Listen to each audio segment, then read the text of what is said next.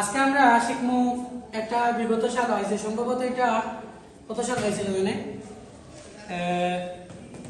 Comilla board 2024 sorry Barisal board 2024 এটা হয়েছে। তো এই অঙ্কটা আজকে আমরা সলভ করবো। তো প্রথমে দেওয়া আছে s equal to xy such as x belongs a y belongs a এবং 2x minus y equal to 2 এরকম অঙ্কের টাই যদিও হুবহু এটা নাই, ঠিক একই রকম অঙ্ক বিগত সালও অনেক বাড়াইছে এবং দাখিল এবং এসএসসি পরীক্ষার্থী 2027 সালের লাগে অঙ্কটা খুবই কমন। তো আমার মনে হলো যে আমি একটা ভিডিও করি, খ এবং গ নম্বর হয় আমরা সবাই এটা জানতে পারবো। তো আমরা এখানে বলেছি s or xy xy বলতে আমরা একটা সংখ্যা রিপ্রেজেন্ট করি গুণকে, আর x belongs to a মানে কি তা x টা s এর সদস্য, y belongs to a মানে y টাও s এর সদস্য হইব এবং আরেকটা শর্ত দিয়ে দিয়েছে 2x - y = 2 হইব। তো আমরা এখানে যে কাজটা করব এরপরে কইছে এর মান কি তা এর মান হচ্ছে x belongs a such as x³ is less than 64 or equal 64 অর্থাৎ x এর পাওয়ার যদি আমরা 3 দেই তাহলে 64 থেকে ছোট হইব বা 64 এর সমান হইব। তাহলে সর্বপ্রথম আমরা এই সেটটা আছে, আমরা সেট গঠন পদ্ধতিতে আমরা এটাকে তালিকা পদ্ধতিতে প্রকাশ করা লাগবে। তো তালিকা পদ্ধতিতে আমরা প্রকাশ করার লাগিয়া আমরা এই যে n আমরা সবাই জানি n মানে কি জাত সংখ্যা, স্বাভাবিক সংখ্যা। স্বাভাবিক সংখ্যা কত বোঝায় 1 থেকে ধরে 1 2 3 4 5 যে সংখ্যাগুলো আছে এগুলা স্বাভাবিক সংখ্যা। তাহলে আমরা এখানে কইতে পারি x একটি স্বাভাবিক সংখ্যা। তারপরে কি হবে যে x কে বর্গ করলে x কে কিটা বললে ঘন করলে সরি x কে ঘন করলে 64 অপেক্ষা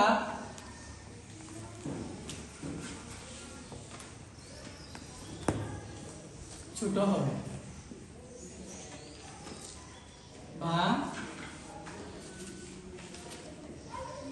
তার সমান হবে। আমরা এটা লিখলাম, না লিখলেও সমস্যা নেই, আমরা এটা লিখলাম। বুঝো দিকে বলাটিকে এদিকে বুঝো। তাহলে আমরা x কে আমরা একটু তালিকা পদ্ধতিতে নেই। তো x যেহেতু স্বাভাবিক সংখ্যা, স্বাভাবিক সংখ্যা n = আমরা জানি এটা 1 2 3 4 ডট ডট মানে যত সংখ্যা আছে সেই সংখ্যাগুলো রিপ্রেজেন্ট করে। শুধু একটা শর্ত হইলে এই স্বাভাবিক সংখ্যা। দ্বিতীয় কথা হলো such as x এর উপরে গণ করলে আমরা 64 থেকে কিছু এটা লিমিটেশন দেওয়া হয়েছে।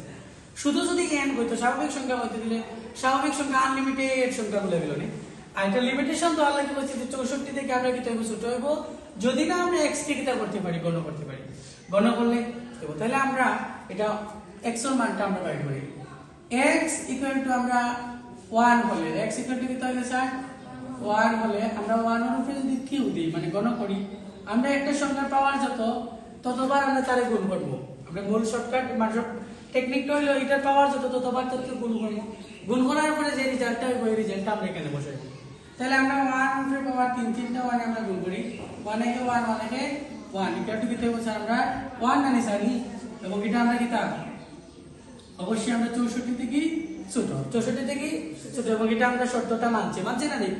আচ্ছা তারপরে আমরা x = 2 হলে আমরা x এর মান যদি আমরা কি তা দিই 2 হলে আমরা 2 এর উপরে যদি কিউ দিতে 3টা দিয়ে গুণ করলে কত হবে তোমরা বোঝাই 8 2 দুগুণা 6 6 দুগুণা 8 হবে। আমরা 8 টাও আমরা 64 থেকে কি তা 64 থেকে ছোট।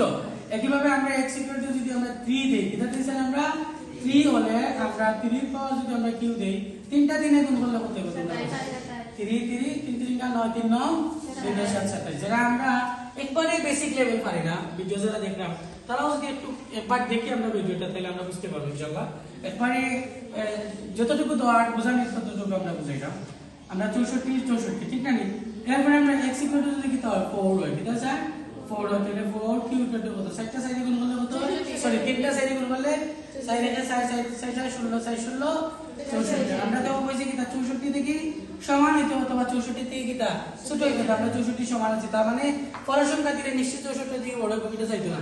তাহলে আমরা পরে একটা সংখ্যা দিতে হবে x = 5 হলে কি তাহলে স্যার 5 হলে 5 এর উপরে আমরা কিউ দিলে 5 5 25 5 25 এ 125 আমরা 64 থেকে ছোট না 64 থেকে ছোট বা তার সমান না। তাহলে আমরা এরপরে যত সংখ্যা দেব সব সংখ্যা বড় হবে। তাহলে আমরা এর মানটা বাই করলাম, আমরা কিটা বাই করলাম, এর মানটা বাই করলাম। এর মান কি তাহলে আমরা 1 2 3 4 কিন্তু 5 দেই করি না, তাহলে আমরা এর মানটা হলো 1 2 3 4। এতটুকু বুঝছো নি? আচ্ছা, তাহলে আমরা ভিডিওটা অনেক লম্বা হয়ে যাবে, অতটুকু আমরা পরবর্তী ভিডিওতে আমরা হয়তো একদিন পরবর্তী ভিডিওতে আমরা এস হোমওয়ার্কটা আমরা বুঝিয়ে দিব। এস হোমওয়ার্কটা আমরা কিলা বুঝিয়ে দিতে হয় সেটা আমরা বুঝিয়ে দিব ইনশাআল্লাহ। আজকের ভিডিও এতটুকু, ধন্যবাদ সবাইকে।